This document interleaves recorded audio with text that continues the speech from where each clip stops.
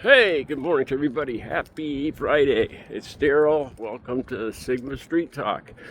All right, I've been thinking about doing this video for some time now. And this morning as I'm walking, I was like, well, now's as good a time as any.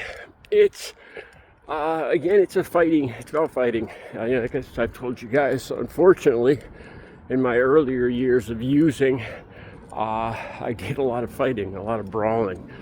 And I'm not particularly proud of it. It takes a lot more control to try to avoid that kind of situation. Not that you always can. All right, I'm going to talk about the only time that I can remember not running away from a fight, but let's say I snuck away from a fight. Even saying that, I feel embarrassed. Okay, back in my 20s. I was renting a house from my mother. My mother got remarried and I was renting a house. And at one point, my sister moved in with me. And, she never used, but she used to drink. And we'd have parties. So I came home in a particularly bad mood. And she was having a party. And I lost my temper. And I just started screaming. I threw the keg across the backyard and told everybody to get the hell out. And, that was that. But there was just one guy there, farm boy. I've learned to respect farm boys, man. I'll talk more about that in another video. And he was part of the group that I threw out there. He didn't say anything that night, but he held a grudge. He was a stout, like I said, a farm boy. And he had a history of brawling. He was a brawler, no doubt. He fought and he loved to fight. He was another guy that had I hate to say this, but he got hit at home a lot. I found that out later. Like I said that in another video. A lot of the guys that fought a lot had a history of getting beat at home. Anyway, so years later, maybe 4 years later, I'm at a party. I don't really know these people. It's just somebody I knew from school or from around town. And we're down in the basement. And that particular guy is there. He's with two of his friends. And I don't say this in a derogatory manner. I really don't, because a lot of the area I'm from is farmland. But the three of them were what I call farm boys. And they're kind of talking to themselves in the corner. And so this guy, I'll call him Eric, the guy that I threw out years earlier from the party, the brawler, he comes over to me. And he's got a look. Like I said, I've been in hundreds of fights, and I know this look by now. And this guy, when you see this look, this guy is going to fight. This guy's going to want to. He's either going to punch you or he's going to fight, but it's on. So he walks over to me, and we hadn't talked at all. I at that point I didn't even know him. I didn't even know that he was at the previous party years before. And he comes up to me, and he says, "You see these sneakers I got on? You see any shit on them? Huh? Do you? You see any shit on these sneakers?" And I don't have a freaking clue what he's talking about. That's what I said. I said, "Dude, I don't know what you're talking about." Okay, this is what I figured out later. That he held a grudge. I realized that he was at that party years before, and I threw him out of my sister's party. Or threw everybody out, really, not just him.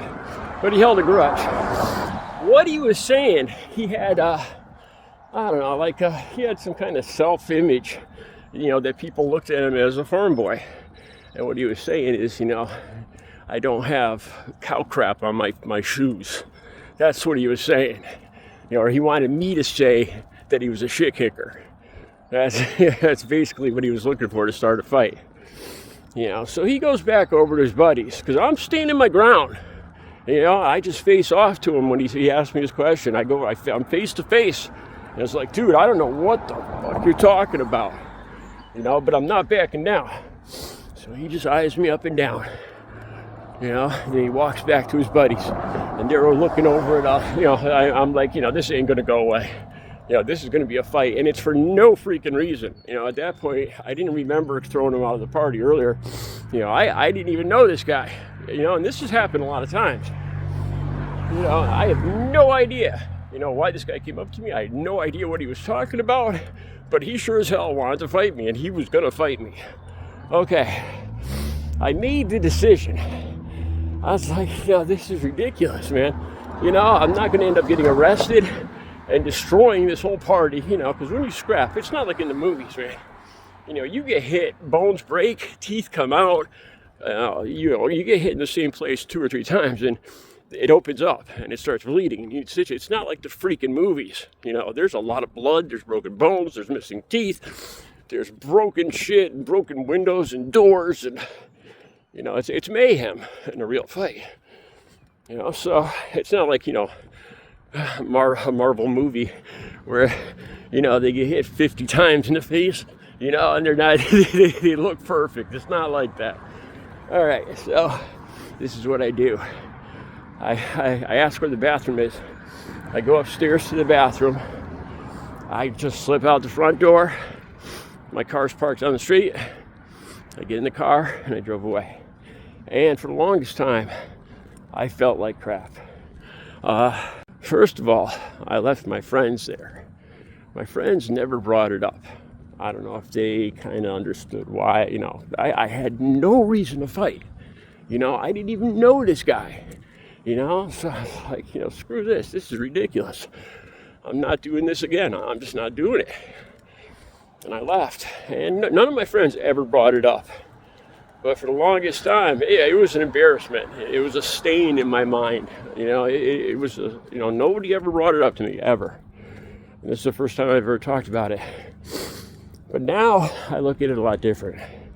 I look at it as like, for the first time, I had the self-control and self-respect and the self-image where I didn't need to do this for absolutely no reason, just because somebody came up to me and they wanted to do something stupid.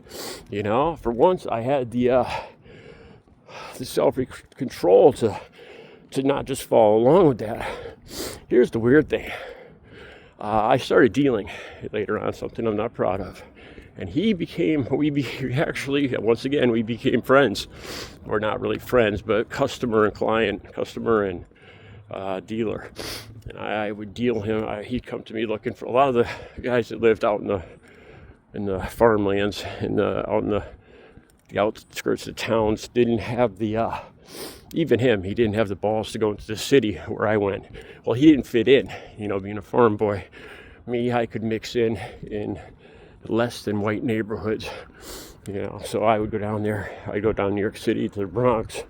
I'd go to Father Panic Village in Bridgeport, and I'd buy a couple Z's and come back and triple my money. And I still remember one night he came over to my house and he wanted a woman, and he wanted like a half ounce of rock, and I got them both. I actually got them both. And I didn't want to participate, so I just left him in my apartment. Looking back, I can't believe I left this guy in my apartment with a woman off the street and all this. And when I came home, he had left a couple $100 on my TV set. So I didn't want more trouble with this guy. I figured he forgot it. I called him up and I told him, I said, dude, I got your money. He had already paid me for all the services I rendered. And he said, you hold on to it for me. He says, I'll just spend it anyway. It's like, I don't want to hold on to it for you, dude. It's going to turn into a point of contention between us. And he let me keep it. It was like a $300 tip. This is the good part of the video. He actually straightened out, as far as I know. I haven't talked to him in years, but I'm pretty sure he joined the military. Yeah, pretty surprising. He owns his own Harley now and everything, his own house. I believe he's married, and he's probably retired out of the military now. So it turned out good. It's a good ending to the story. But it's the only time that I ever slipped out, that I ever snuck away from a scrap. And I feel a lot better for it now than I used to. All right. Recovery is possible. Have a good Friday.